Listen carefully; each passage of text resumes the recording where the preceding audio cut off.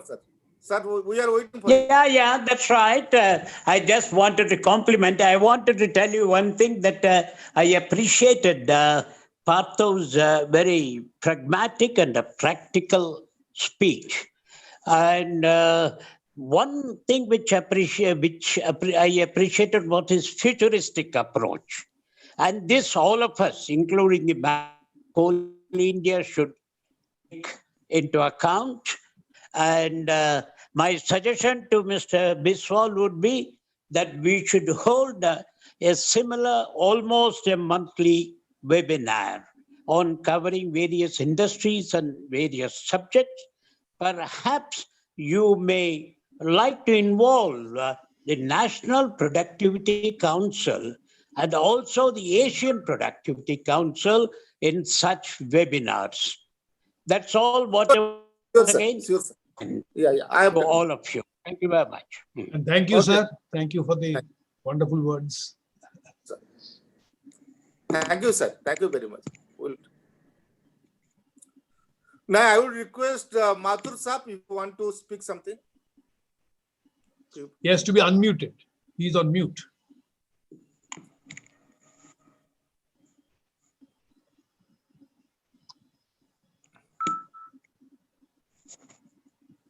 I don't know, he is perhaps unable to unmute himself. Now we can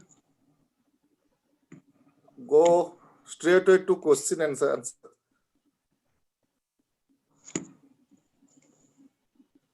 He can join now.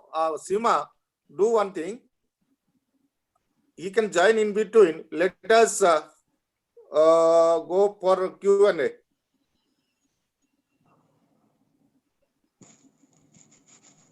Because time, because of positive time, we should not wait.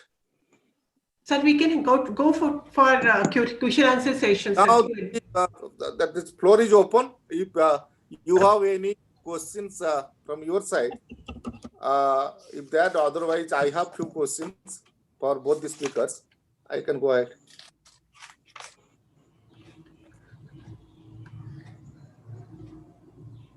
I think everybody is muted, so they can't ask questions. That is the problem. Okay. So how does that get controlled? Sir, I have a question which is there in the chat box, which I would like to ask. Yeah. So there was a question from Mr. Ravi Kiran. He says land acquisition, environmental clearances, rehabilitation and resettlement laws needs to be reimagined for the bright future in the mining industry. Can you just please, sir, put a light on it, please? Well, Dipesh, you want to take that first, or you want to compliment whatever I say? I think, sir, you can go ahead. Okay, fine. So you see, these are things which have been actually evolving. Be it land acquisition, be it environment clearance and things like that. We know that these are challenges, and more needs to be done to address the social sustainability and environmental sustainability issues to make land acquisition seamless. Having said that, I would say that the track record of Coal India or the coal companies in getting land is not inferior to those of some of the best private sector companies. They have been able to get land. They are one of the largest landowners in the country. And we have tried to adapt the land acquisition policies, the R&R policies, according to the needs of the local area. For example, in tribal areas, we try to ensure that it doesn't disturb the quality of life, the culture of the tribals. At the same time, it exposes them to the Western education, Western medicines, all these kind of things. I have personally visited the Rajmahal project, which is entirely built out of tribal land, and where I found a fairly satisfied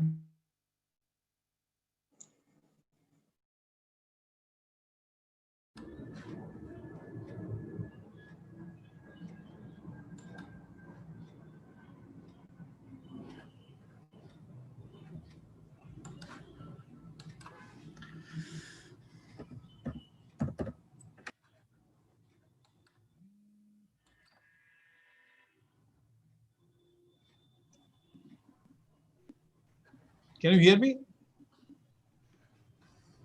Am I audible? Yes, sir. Absolutely. Okay, fine. So a 20 cubic meter shovel is a very big machine, and that was operated by a tribal lady who has been trained to do that. So it happens, but I don't say that it happens everywhere at an equal level, because we don't have the best of people. They cannot be deployed everywhere. You know, there's always a gradation. So the policies are in place. If the people want to be passionate about it, you need passion. More than the policy, you need passion to make the resettlement rehab policies work better. So I think that would be my take on this. Mr. Deepesh, would you like to supplement?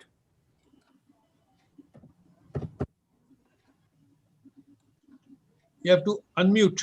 Okay. Yeah, I just want to supplement that, you know, in India, culturally, and perhaps because of some issues that I cannot perhaps name, we always see the other stakeholders in mining projects as our adversaries. And I think that basically goes on to show in the way we approach land acquisition or rehabilitation and resettlement. In fact, government companies, Partha sir actually was very humble to say that Coal India is not inferior to others. I would say that Coal India has actually been very superior to others. Private sector cases are where people have turned out to be quite manipulative at times, sometimes trying to just comply, whereas comply in letter but not in spirit. So I think the industry, and particularly professionals like us, we have to approach this problem with a compassion that requires, which is required for solving such issues. And I think we need to consider that stakeholders are actually stakeholders, they are not enemies, right? In fact, even in political circles, I think there's always, you know, the world is coming to a stage where we all see things in black and white, either they are with us or against us. I think that approach is not going to help mining projects in longer term.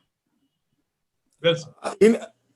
In addition to that, what I have to say, when I was in MCL, we were following 5 viable principles. I have written an article on 5 viable principles, that is AEIOU. A is you have to pay annuity, E is the employment, I is the income generation scheme, and O is ownership in the company, what is there in your MMTR Act, MMTR Act, and U is the upgradation skill. So that annuity, what we were talking, not only the person who are in employment, we were talking about the person who are destitute, who were not able to work till their death. You should give some money, because the son who has got the employment is staying in the quarters of the company, and he is not taking care of the parents. So that is annuity we were talking about. He is the employment, as for the MCL is the pioneer in giving employment.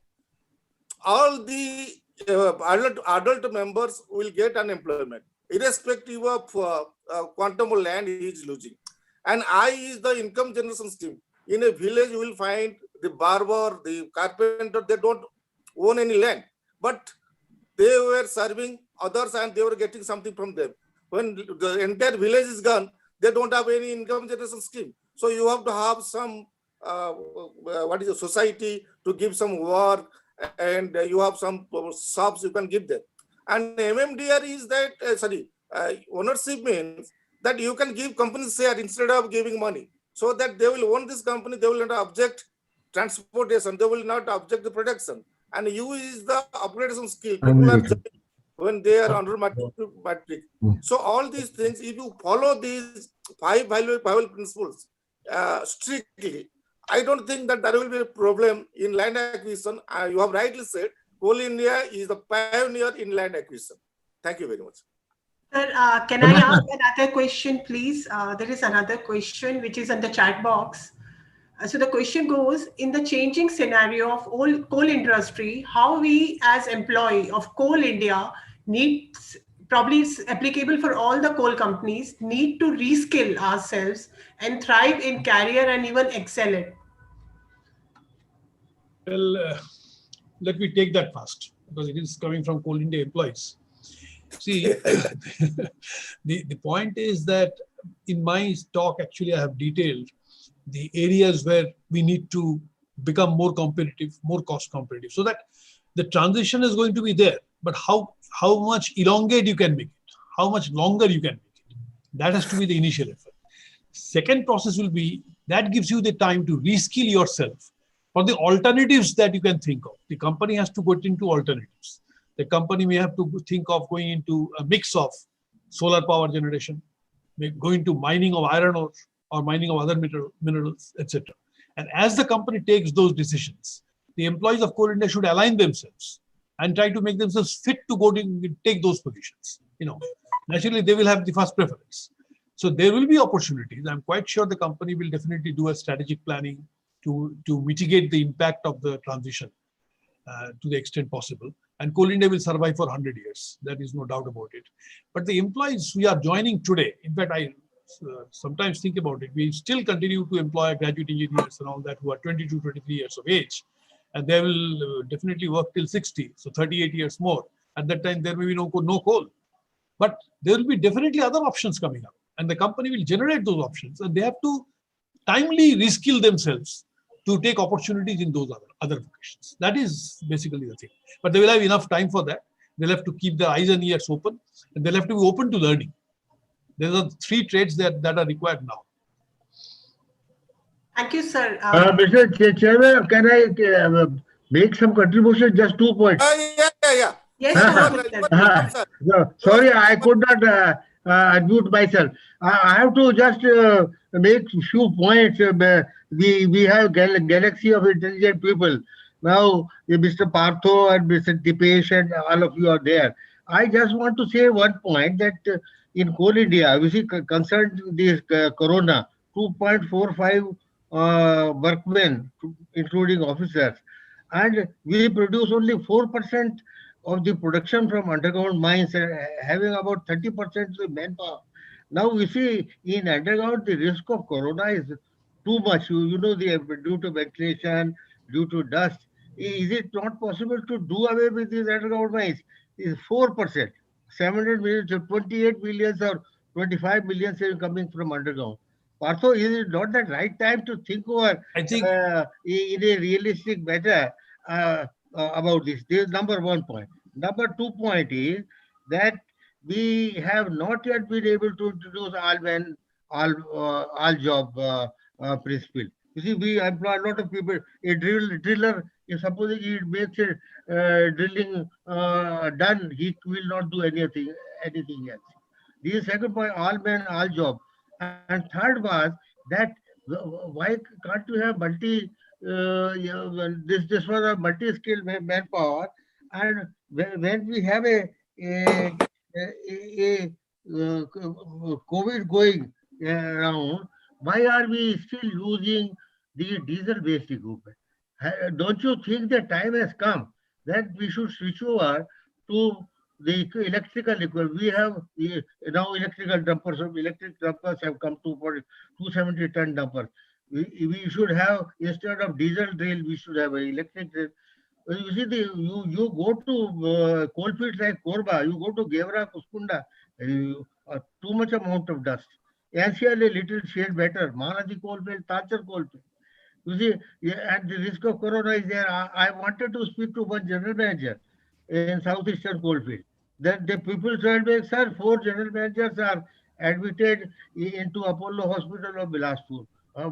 What a pity, a general manager getting admitted, and he must have gone somewhere, got affected. So don't you think that is it not the right time to do away with the underground mine? Why not produce the entire, what is the better? I think I will take your point, sir. I mean, you have raised a very valid point, but actually I covered it in my talk. I think we are producing too less from underground mines and deploying too many people. And not only that, we are incurring a lot of losses because this is not a very economical way of producing. We are just keeping the jobs open. So I think we should take a program of phasing out this underground production, particularly from those mines which are uneconomical, unviable, and unamenable to technology adaptation or mechanization. All such mines should actually be phased out. And you are right, that also reduces the risk of corona. The people who can be moved into open cast or some other occupation, that is fine. Otherwise, a good VRS scheme should be introduced and we should set them out. There is no doubt about that. Thank you so much, sir. Can we take a small one more question? I think it is an important question. It talks about how to achieve large-scale mechanism with a given imperative of employment. You said mechanization. Yes, sir. Sorry, mechanization. Yes. Mechanization. See, large-scale mechanization and employment are slightly contradictory to each other. When it is more automation, more mechanization, naturally employment will be less. I think Deepesh covered it in his speech quite well. We have to look at optimum mechanization, not large-scale. We have to look at a mechanization that combines the total cost of production and minimizes the total cost of production and therefore improves the total factory productivity. That optimum point may be different from Indian mines and Australian mines. Because places where you pay an operator $100,000, there the mechanization imperatives are different. And cases where you pay an operator 500,000 rupees, the mechanization will be different. So that point has been very well made by Deepesh. I think that has to be taken into account, and we should strike at optimum mechanization, not maximize mechanization. And Thank you also so much, to sir. Thank you. just quickly supplement that, also the geotechnical features should be the determining factor. Yeah, absolutely, absolutely. So lot of coal seams with lots of intra-bands and in those kinds of projects, 20 cubic meter or 30 cubic meters excavators may not be suitable per se. Yeah, absolutely. Geomining conditions are very important. For example, in underground, we don't have places to deploy long wall machines, large long wall machines, because the geomining conditions don't allow that. What we can do is our optimum underground technology is continuous miners. So we should try and put as many continuous miners as possible, mechanize the mines, make 1 million ton to 2 million ton kind of size mines, less manpower, provided they are productive. If they are not productive, provided they are viable. If they are not viable, no point in attempting that. All unviable mines making losses, low productive, manual kind of mines should be phased out as quickly as possible. And I think this is the time, because as Mr. Mathur rightly said, there is a corona scare there. So there is a safety scare always there. So there is a need for becoming competitive. All these things combined together, we should try and phase out these kind of mines to the extent possible. So that may actually reduce the manpower by 100,000 people. But so be it. That's not a problem. I have got one more point, if you permit me.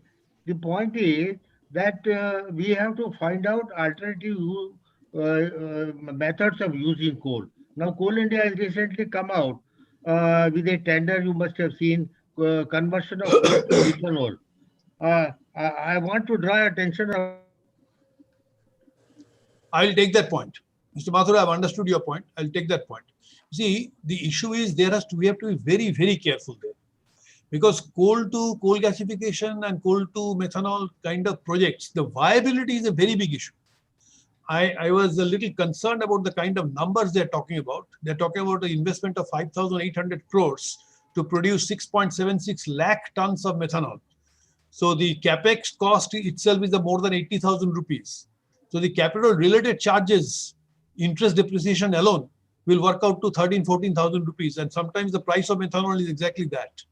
I have seen methanol prices getting dropped to those levels. So, I mean, and there is no point in saying that let us secure government support, etc. No government support is available for commercial operations. Should not be there. Commercial operations has to stand on itself. And then it is dependent on ECL coal. I don't know. ECL, that particular coal is import parity price coal. How will they supply that coal to this project and make it viable? It has to be examined in great depths. Sir, I remember one of the projects, one of the consulting assignments I had done with one of the best known South African coal to liquids company. And at that point of time, it's almost more than I think a decade old numbers that I'm citing. At that point of time, looking at the technology cost and the cost of manufacturing, it was given that unless the oil and gas prices reach at least a level of $100 per barrel, the project will not be viable. So today, that same 100 would have translated to 120 or so. And given the scenario that we have right now, there's no way we can anticipate that oil prices will go back to 120 levels. No, absolutely, absolutely. Thank you so much, sir. Over to Mr. Biswal, please.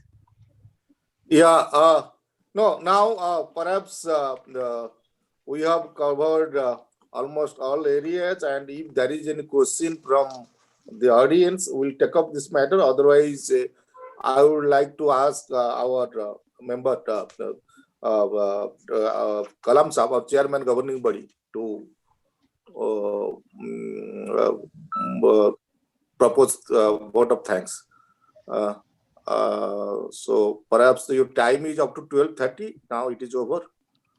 So I would like to request Abdul Kalam Sahab to propose vote of thanks. He's on Or mute. if you have any question, Kalam sir.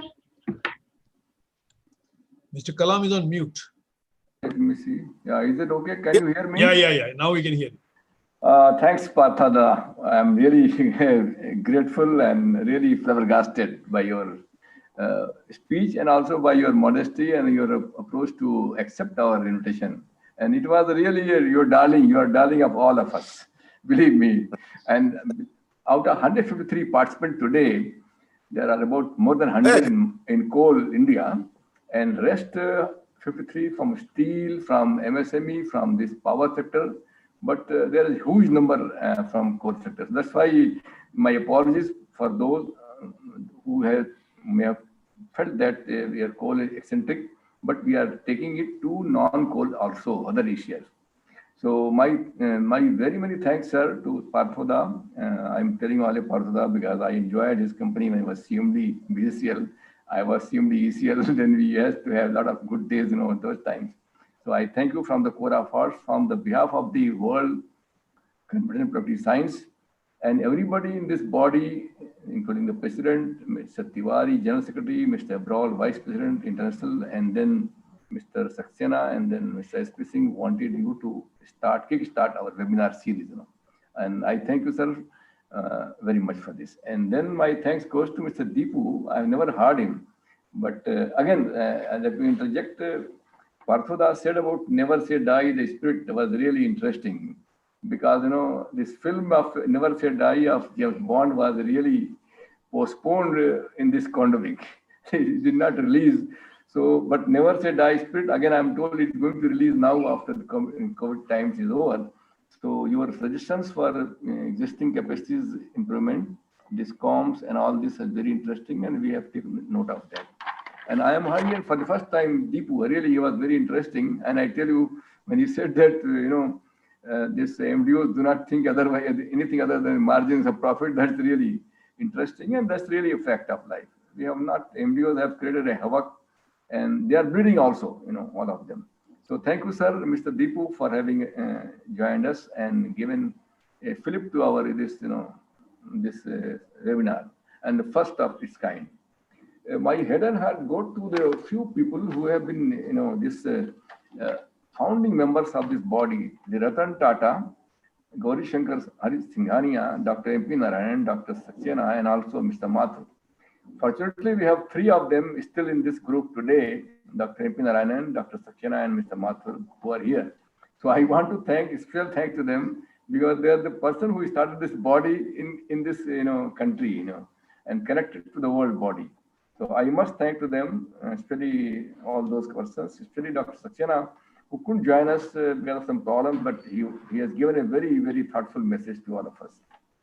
This WCPS is meant for peace and prosperity through productivity, and we at this in this country are striving to connect to the world body and to improve the productivity in all spheres. So we are striving hard.